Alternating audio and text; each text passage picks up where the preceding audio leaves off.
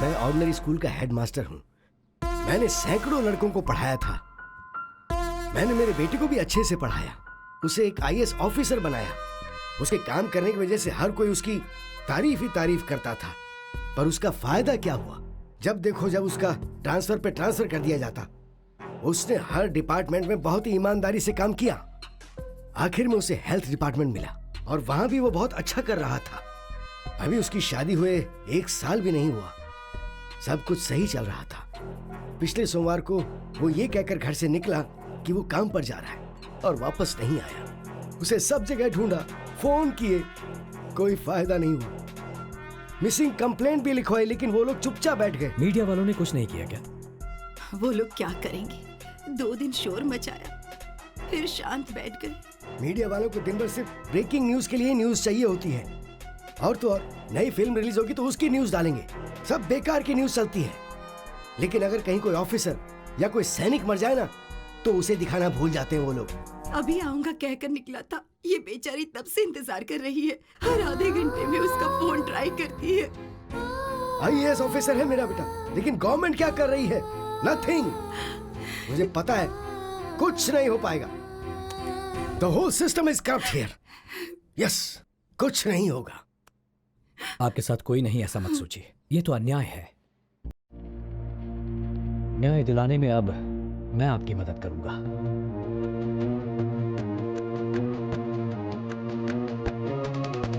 उम्मीद रखिए माता जी। चलिए मैं चलता हूं।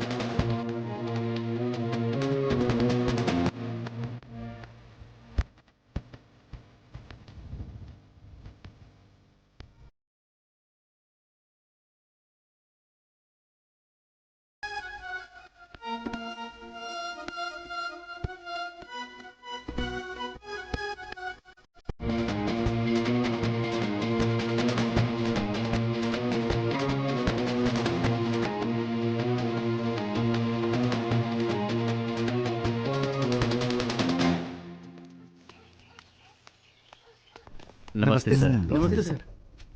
Hello sir. Thank you. Goa state government में जो हमारा एनजीओ है, उसने आपको सम्मान देने का सोचा है। आप समय निकाल कर वहाँ आइएगा सर। देखिए, अगर आप सम्मान देने के लिए बुला रहे हैं तो मैं जरूर आऊंगा। Thank you sir. नमस्ते सर। नमस्ते सर। Good afternoon sir. अच्छा, वो शुभकर के केस का क्या हुआ? वो केस आपको चिंता करने की जरूरत नहीं है। उस लड़के के पिताजी अब बहुत बूढ़े हो गए हैं। उनके पुलिस स्टेशन आने जाने से कोई फायदा नहीं होने वाला है सर। कई लोगों की समाधि पर पैर रख कर आज इस हैसियत पर बैठा हूँ मैं।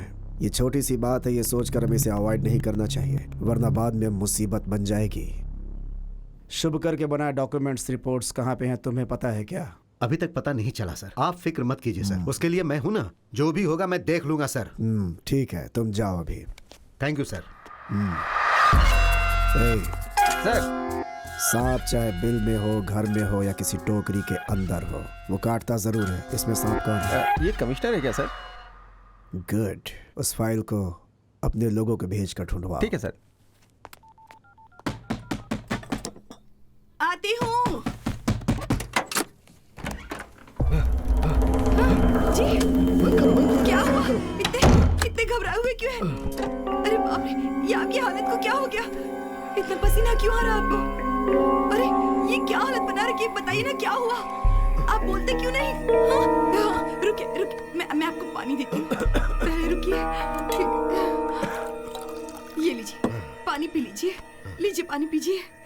हे भगवान, इतने घबराए हुए क्यों हैं? क्या हुआ? बोलिए ना, क्या बात है?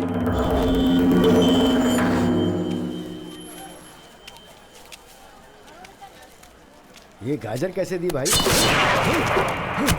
100 रुपए किलो। 100 रुपए किलो। क्या चाहिए? मटर। अभी और कितने दिनों तक मटर ही खाते रहोगे मास्टर जी? अबे सब्जियां छोड़ो, आज के बाद सिर्फ चिकन मटन खाने की आदत डालो। इस पूरे बाजार में तुम्हें कोई भी सब्जी नहीं देगा।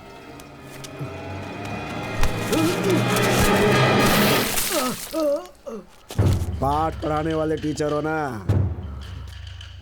पाठ समझ में नहीं आया तो मुझे अपने तरीके से समझाना पड़ेगा। घर जाने के बाद एविडेंस ढूंढ कर रखना। एविडेंस? अबे नाटकबाज, अभी तेरा दूध से अभिषेक हुआ है, शाम को खून से अभिषेक करूंगा। आधे घंटे में तेरे घर आएंगे हम, सारा एविडेंस हमें चाहिए।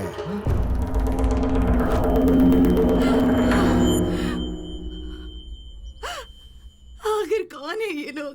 क्या कहे जा रहे हैं? किस चीज का एविडेंस मांग रहे हैं? वो एविडेंस कहाँ है हमारे पास?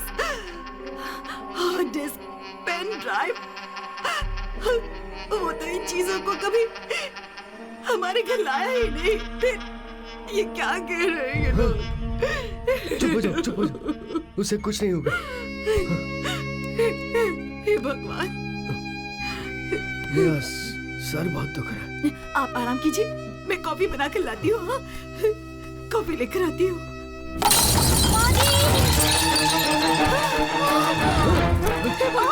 क्या हो गया बेटी? क्या हो गया? बेटी, वो क्या हुआ? आप जाकर पानी लेकर आइए। बेटी, क्या हुआ?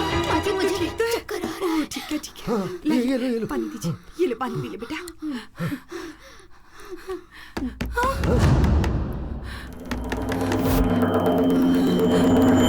आप कहीं मत जाइए, दरवाजा मत खोलिए।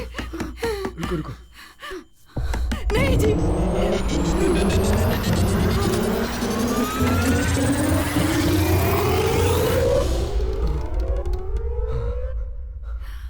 क्या हुआ सर? सब ठीक है ना? मैंने कोई आवाज सुनी। उसे चक्कर आ गया तो इन्हें क्या हुआ? क्या हुआ? 2 दिनों से इसने कुछ खाया नहीं ना, इसीलिए कमजोर हो गई है। देखिए, मैं आपकी हालत समझ सकता हूँ, लेकिन इस तरह पेट में पल रहे बच्चे को सजा देना गलत है। ये बच्चा तुम्हारे पति का अंश है ना, इसकी देखभाल करना तुम्हारी जिम्मेदारी है ना। तो अब उठो और जाकर खाना खा लो। इसे ले जाइए माँ जी। हाँ, आओ बेटी।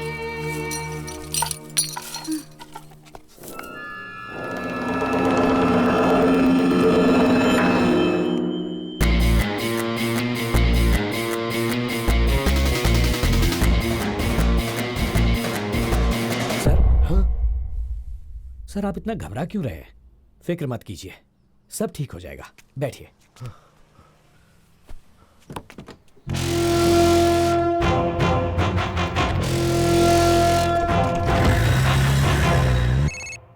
हेलो, वो मिसिंग आईएएस ऑफिसर का पिता देश पांडे किसी आदमी की मदद से केस को फिर से रीओपन करने के लिए हमारे ऊपर प्रेशर डाल रहा है। बात क्या है?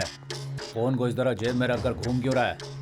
वो क्या है कि साहब को जरूरी कॉल करना है और साहब कॉल ही रिसीव नहीं कर रहे हैं। मोस्टली अवार्ड फंक्शन में होंगे। उसे तो शुरू होने में अभी टाइम है, लेकिन वो रिस्पांस क्यों नहीं दे रहे ये समझ में नहीं आ रहा है। सर कटने की नौबत है। किसका सर? साहब का।